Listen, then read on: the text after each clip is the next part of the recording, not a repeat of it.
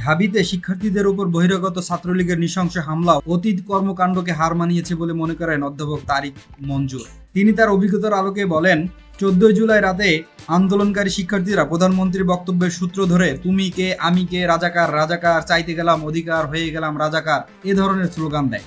আন্দোলনকারীদের বক্তব্য এই স্লোগান মোটেও নিজেদের রাজাকার হিসেবে প্রতিষ্ঠা করার জন্য নয়, বরং এটি এক ধরনের আইরনি। মুশকিল হলো এই স্লোগানের মধ্যে আলোচনাকে সীমিত রেখে শিক্ষার্থীদের উপর ছাত্রলীগের নৃশংস হামলাকে অনেকে আড়াল করার চেষ্টা করছেন।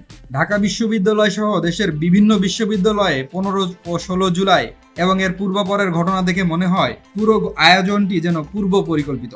এবার ঢাকা বিশ্ববিদ্যালয় ক্যাম্পাসে আন্দোলনকারী শিক্ষার্থীদের ওপর ছাত্রলীগের হামলা অতীতের যে কোনো কর্মকাণ্ডকে হার মানিয়েছে বলে মনে করেন অধ্যাপক তারিক মঞ্জুর। তিনি বলেন, বিশ্ববিদ্যালয়ের নেতাকর্মীদের সঙ্গে যোগ হয়েছিল বাইরে থেকে আসা প্রচুর সংখ্যক দলীয় কর্মী, যাদের অনেকের মাথায় হেলমেট ছিল। তারা হকি স্টিক, লাঠি, রড, লোহার পাইপ সহ দেশীয় অস্ত্র নিয়ে আন্দোলনকারীদের উপর আক্রমণ করে।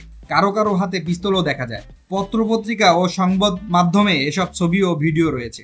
ঘটনার সময়ে আইন শৃঙ্খলা রক্ষাকারী বাহিনী কোনো দায়িত্বশীল ভূমিকা পালন করেনি। তবে এখন দেখার বিষয়, যেসব দুর্বৃত্ত বিশ্ববিদ্যালয় ক্যাম্পাস ও হলে ঢুকে এমন তাণ্ডব চালালো, তারা যে দলের বা যে পক্ষেরই হোক না কেন, তাদের বিরুদ্ধে কি ব্যবস্থা নেওয়া হয়। অধ্যাপক তারিক মঞ্জুর বলেন, আন্দোলন দমনের কৌশল হিসেবে এমন হামলা এটাই প্রথম।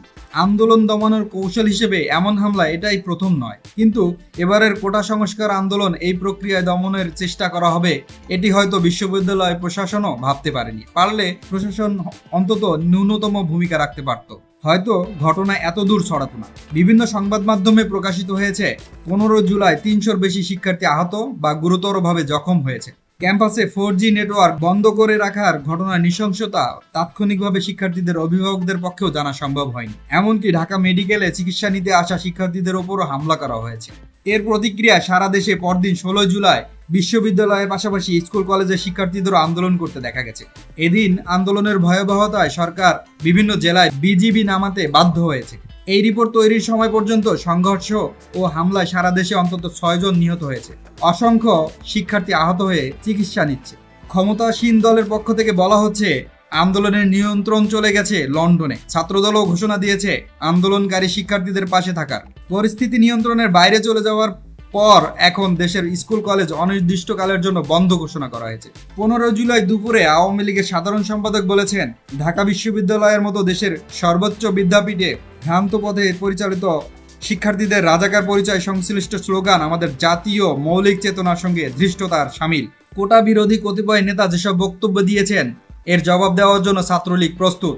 জাতীয় মৌলিক চেতনার সঙ্গে ধৃষ্টতাপূর্ণ স্লোগান বা বক্তব্যের বিপরীতে কোন ধরনের শাস্তি দেওয়া যায় সেটি আদালতে বিচার্য হতে পারে, কিন্তু সরকারের দায়িত্বশীল পদে থেকে এভাবে কোনো ছাত্র সংগঠনকে জবাব দেওয়ার কথা বলা যায় কিনা, এই ভয়াবহ পরিস্থিতি অবশ্যই এড়ানো দরকার ছিল।